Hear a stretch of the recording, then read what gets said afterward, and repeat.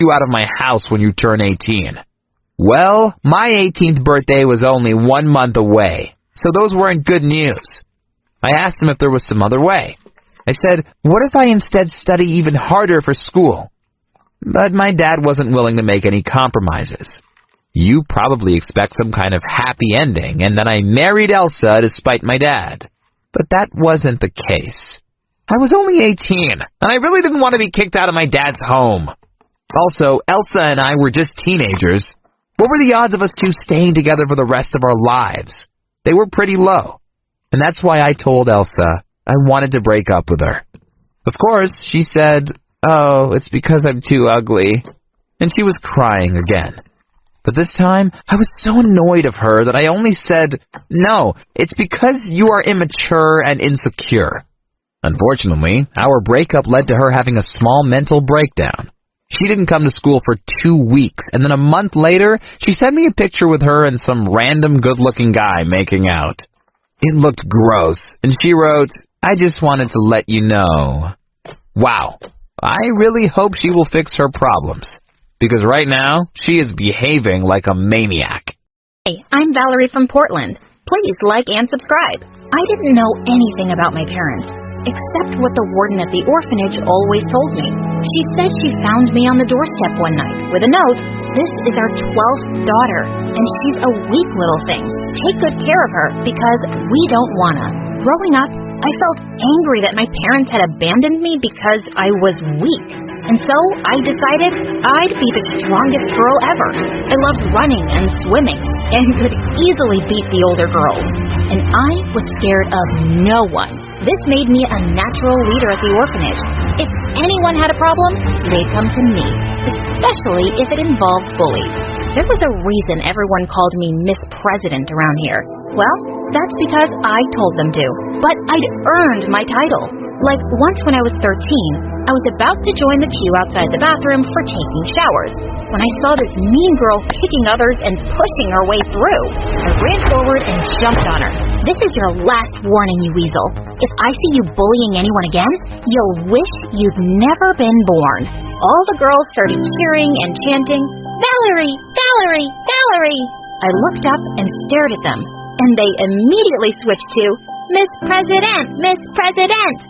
Just then a girl came running and told me the warden had called me, and the warden told me to pack my stuff because I'd been adopted by a really big politician. Her manager was here to take me. Wow, this girl looks so strong and confident. She's perfect. Come, baby. Your brand new mommy can't wait to meet you. Please don't call me baby. My friends and enemies call me Miss President. I was glad to finally get a family, but the girls were really sad to see me go.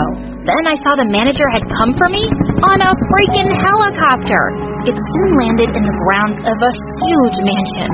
I was led to a dining room, and sitting there was a gray-haired old lady with a straight face. Seriously? My brand new mommy looked like an ancient tortoise, and she didn't even look happy to see me. She barely spoke a word, and anytime I slurped my soup or dropped a fork, she glared at me. When I jumped off my seat to leave, she banged her fist on the table. Enough of your bad manners.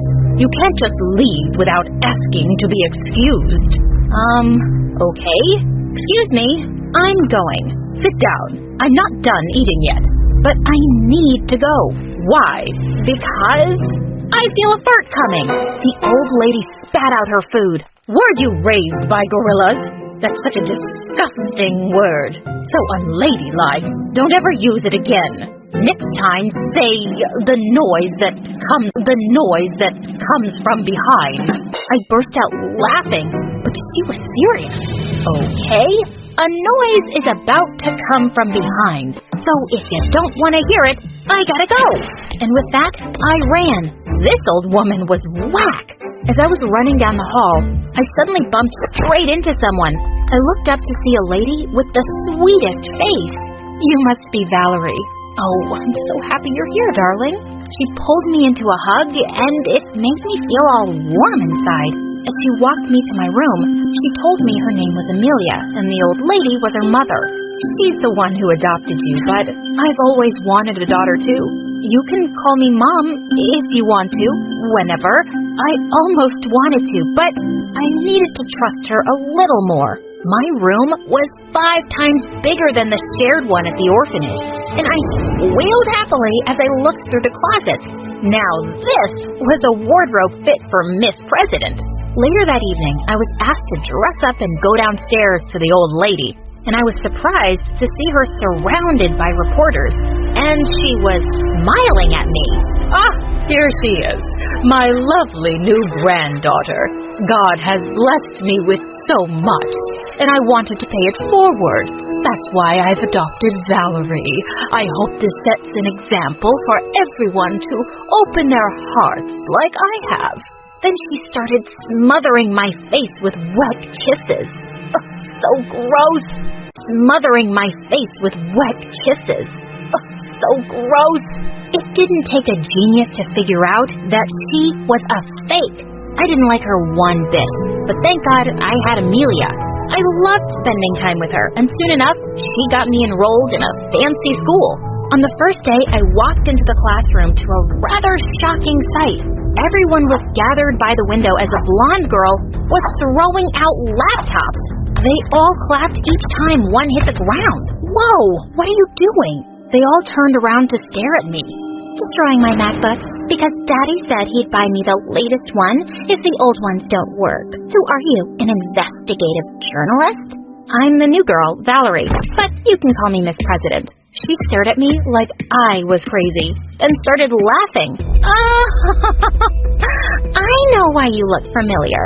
I saw your interview with that old crow who adopted you. Daddy knows her, and let me tell you, she didn't adopt you because she wants to love you.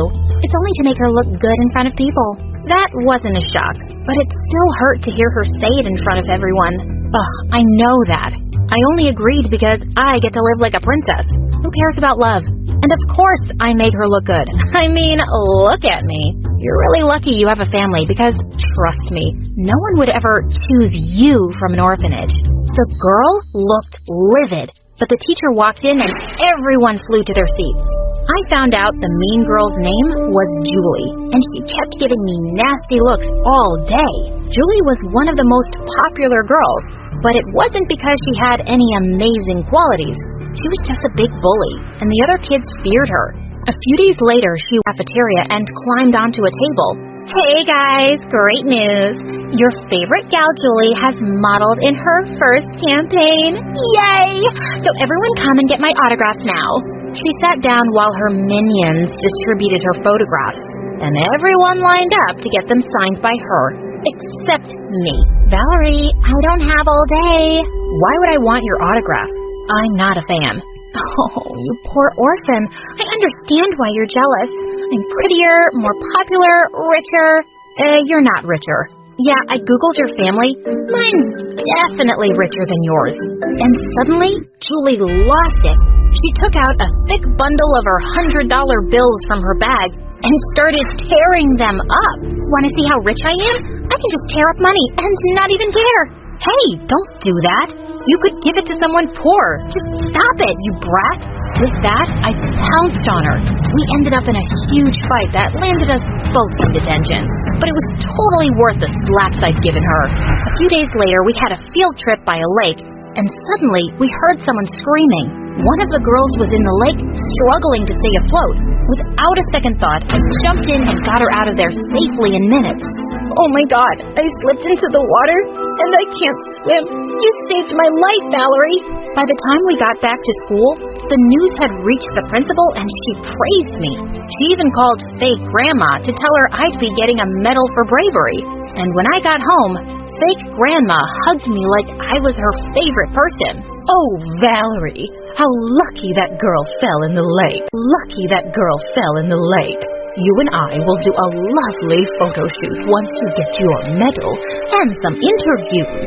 Let's hope more kids at school keep having accidents so you can keep playing the hero. She was such a selfish toad, but I stayed quiet because all I cared about was being close to Amelia. She hugged me tight and said she was so proud of me for being brave. The next day at school, I was walking down the hallway and I saw Julie showing everyone her photo shoot. But as soon as the girls spotted me, they all came running. Before I knew it, a huge crowd was gathered and some girls had lifted me on their shoulders. All hail our school hero! 3 cheers for Valerie! Hip hip hooray! Could you change that to Miss President? 3 cheers for Miss President! Hip hip hooray! And just like that, I've replaced Julie as the most popular girl in school. I was soon selected as the school's swim team captain. And when I led our team to victory in the Nationals, I received a celebrity's welcome. All this was driving Julie crazy. But the last straw was when she saw my picture was selected for the school's magazine cover. She walked over to me at lunch with a copy, threw it down, and started jumping on it. This is ridiculous.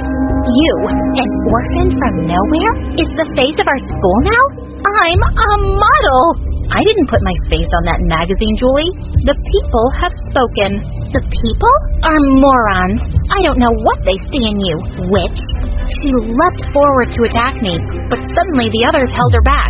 You think we're morons? Thanks for clearing that up, Julie. You're a jerk, and we've never liked you. We've had enough. They picked her up and threw her in the large garbage bin outside. It was epic.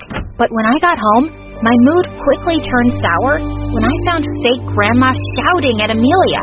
Why did you tell my cook that she could take a week off, and you gave her money without my permission? Mama, she's worked with us since forever, and she's really sick. She's probably lying. Even the servants know you're a stupid weak fool who'll believe their fake stories. I'd heard enough.